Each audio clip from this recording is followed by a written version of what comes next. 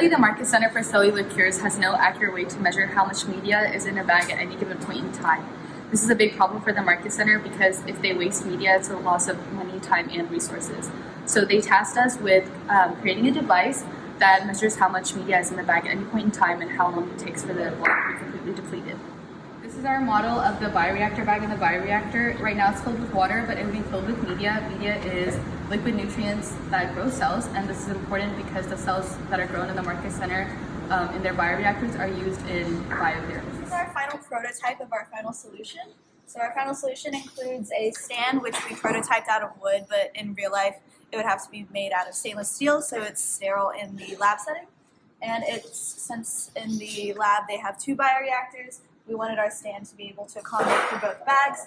So both bags will be hanging from the same stand, and what's measuring the volume of the media in the bags are in these scales. So we use regular spring scales, and we're actually using the load cell inside, which is converting the force of pulling down on the hook into an electronic measurement that we are then using to calculate our time and volume. So in there we have the load cell. It's sending the measurement electronically into our Arduino, and that Arduino, before it gets to the Arduino, the measurements from the cell are in microvolts, and the Arduino needs 1 to 5 volt readings, so we needed a amplification circuit. So in this box we have our electronic components with the amplification circuit in there with an amplifier so that the readings can make it to the Arduino, and the Arduino then sends it to the code through this wire, which we attach to the back of the stand. So our Arduino code calibrates our voltage measurements into mass readings, and we also wrote some Arduino code that takes those mass readings and converts them into a time output.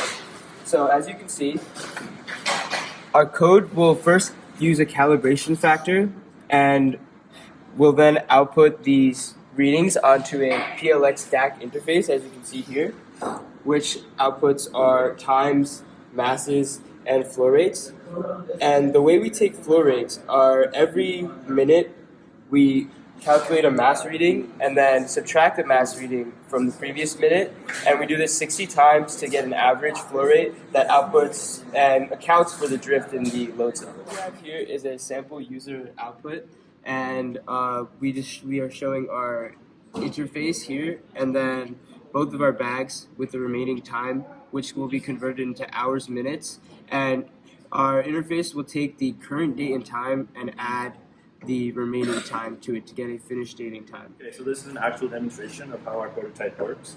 So basically we need to take one of the bags off, and then I will start it here.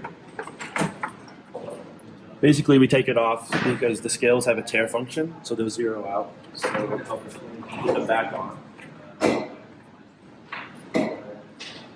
And these bags are actually dripping out at a rate that we're trying to mimic, similar to the bioreactor.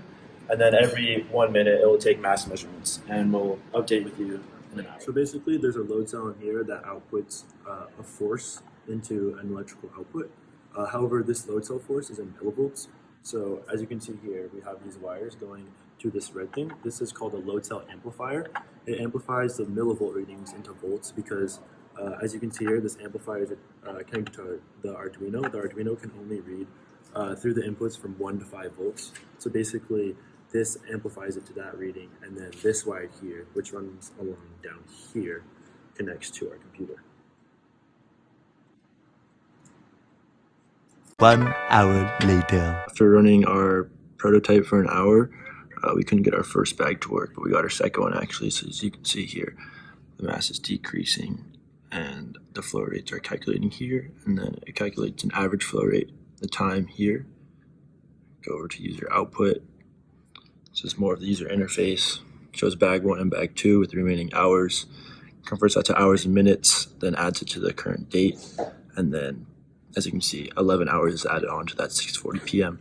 So predicted final time when the bag 2 will be done at 5:41 a.m. It also shows the final measured volume. When we started off this project, we set some design criteria, one of them being durability, that our stand and device should function for at least 8 days. We've currently tested that. It passed. The stand can hold 5 kilogram bags on each side for over 8 days. We also have sterility as a constraint. We currently fail because of the wood, but that would be a future effort to recreate the stand out of stainless steel. Ease of use was another one of our design criteria. That's a pass. Each user has been able to start the device in less than a minute. And accurate volume was another one of our design criteria. Our goal was to be accurate within 100 milliliters, and we're currently accurate between 10 milliliters of the current volume. And accurate time was the last one of our design criteria, which we have tested in short periods of time and have had some success, but we're continuing to test over longer periods of time. In the future, we hope to have 2 working scales that can accurately measure masses, volume, and final time. We also plan on creating a laboratory-grade stand made of metal. We also want to get rid of the need to initially take the bags off of the scale in order to calibrate our device. This would require implementing a more user-friendly calibration system.